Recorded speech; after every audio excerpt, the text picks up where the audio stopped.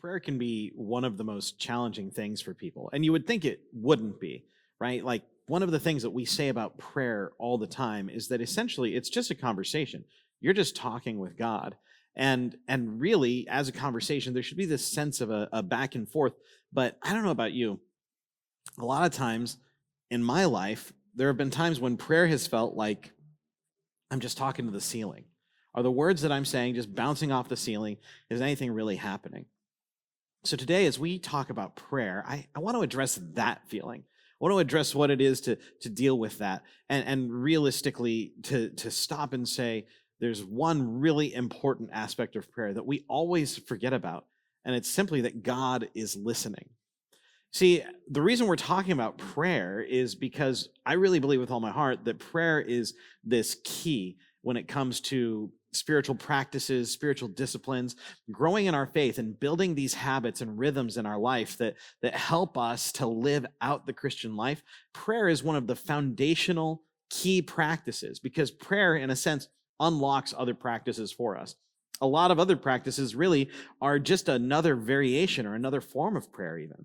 And so as we talk about prayer, it's important to remember that the reason we pray is because, one, we learn to approach God on his terms, to come to him as he is, our Father, ready to receive us.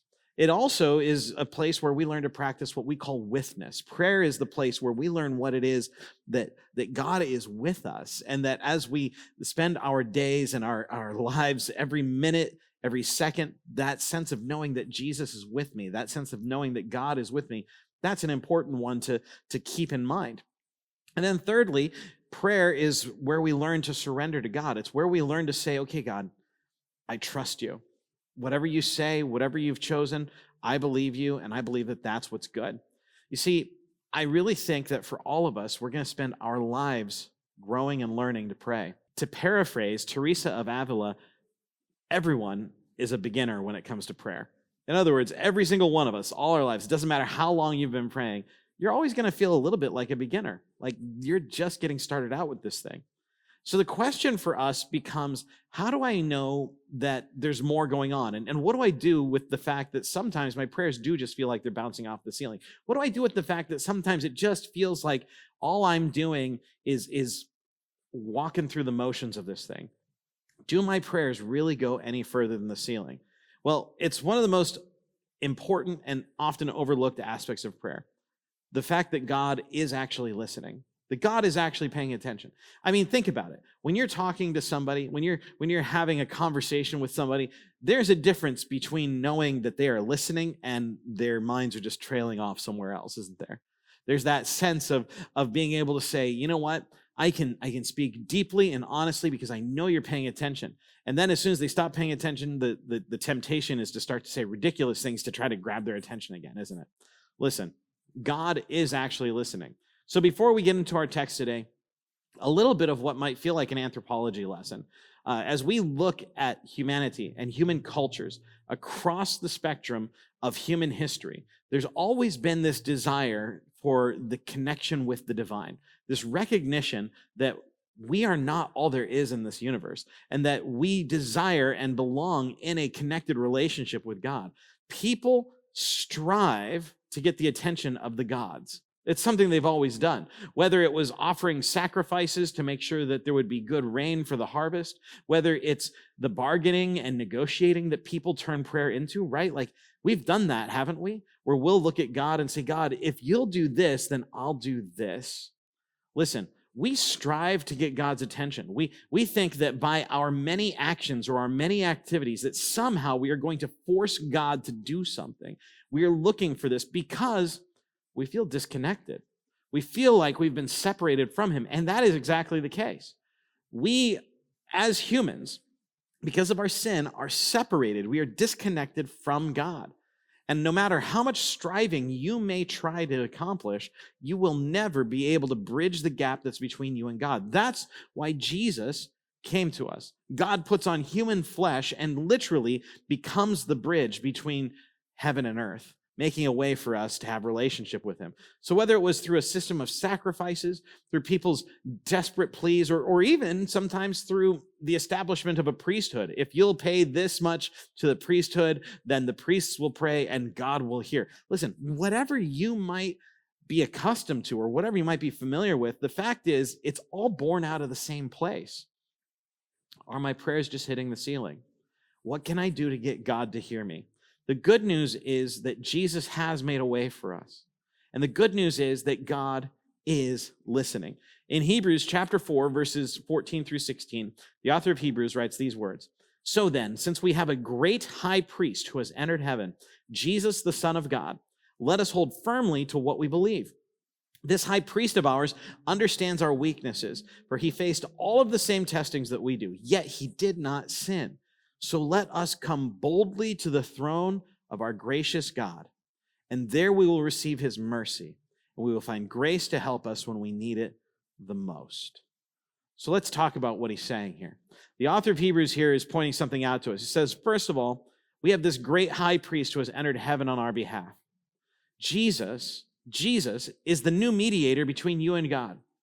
If humanity is disconnected from God, if there's this great chasm across the cosmos, Jesus has laid his life down so that he could become the intermediary, the one that would make a way for us across it. And the good news is, what we know of Jesus is that he is good. He is true. He is self-sacrificing. He is kind. He is loving. He is forgiving. He is gracious. He is generous. That's our high priest. When you pray, you might feel like your words are just bouncing off the ceiling, but really they're falling into the ear of that high priest, of Jesus, so that he might hear and he might respond. Jesus, the Son of God, let us hold firmly to what we believe. This high priest of ours, he understands our weaknesses, for he faced all the same testings that we do, and yet he did not sin. What an amazing statement. Jesus understands us. We don't have a God who is so far removed from us that he does not understand humanity. One, he created you. He formed you. He fashioned you. You were born out of the imagination of God. And two, if that wasn't enough, Jesus walked the earth as a man, as one of us. God put on human flesh, grew up as one of us, and lived as one of us. And as we see in the scriptures and as we see across history, he lived a sinless life. There's not a story of Jesus raising a hand ever to abuse, only to heal. There's never a story of Jesus raising his voice to insult, maybe to correct, or maybe to be heard, or maybe to stand up against injustice, but never a word of abuse from him. No, Jesus gives us the perfect expression of humanity. He's sinless, and yet he understands us. And sometimes we might think things like, well, if he never sinned, he doesn't really understand what it is to be human. Well, that's just silly, because temptation is always at its strongest right before we give in to it. Jesus suffered all the temptations that we do and didn't give in. He felt the full force of temptation, the full power of it, and yet he did not sin. So let us come boldly to the throne of our gracious God, and there we'll receive mercy, and we'll find grace that will help us when we need it the most. Coming to Jesus means that we can go boldly to God on his throne of grace. Think about that. When you pray, you're not coming to some angry God in the sky. You're not coming to an abusive father. No, you're going to a father that wants to help you, that wants to rescue you, a father that wants to step in and show himself strong on your behalf. In other words, be bold. You can pray boldly because God, in his default mode of grace, is there to receive your prayers. Listen to what the author of Hebrews here says. When he closes this passage, he says, there we will receive his mercy, and we will find grace to help us when we need it the most.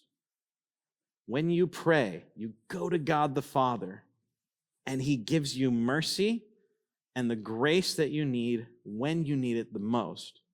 You see, Jesus is making a way for us. He's making a way for us. He's our literal sacrifice. Rather than us having to try to raise animals and sacrifice them to the gods, Jesus sacrifices himself willingly. Rather than us having to try to do things to appease the gods and try to make peace with them, Jesus himself has made peace between us and God. Jesus himself places himself there as our high priest. He's our sacrifice. He's our peace. He's our priest. He is the one true way to God. And so when you pray, and you pray to Jesus, he hears you. But I don't feel like anyone is there. You don't have to feel anything for it to be true. You don't have to have a sense, but maybe you will. That's the thing about prayer. As you grow in your prayer life and as you grow in faith, you will experience more and more the depths and riches of his presence. That's why prayer is so important. That's why it's such a big part of our lives as Christians. This is not just about going to God with my wish list of the stuff that I want him to do. No, this is about me being able to actually have a relationship with God.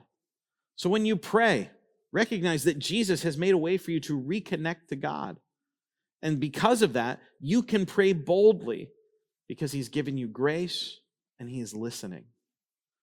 Listen, when you pray, pause for a moment and imagine that God stops to listen to you. Because he does. He hears you. He knows you. And he wants you to pray. So how do you do it? How do you begin to pray? Well, next time, we're going to really dig into kind of the nuts and bolts of what prayer can look like. I want to give you an actual template that'll help you to develop out your prayer life. But until then, I'll just say this. Speak honestly, speak from the heart, and speak with hope in the one that hears you, because he will. Hey, make sure you like, comment, share, subscribe, do all the stuff, and we'll see you next time.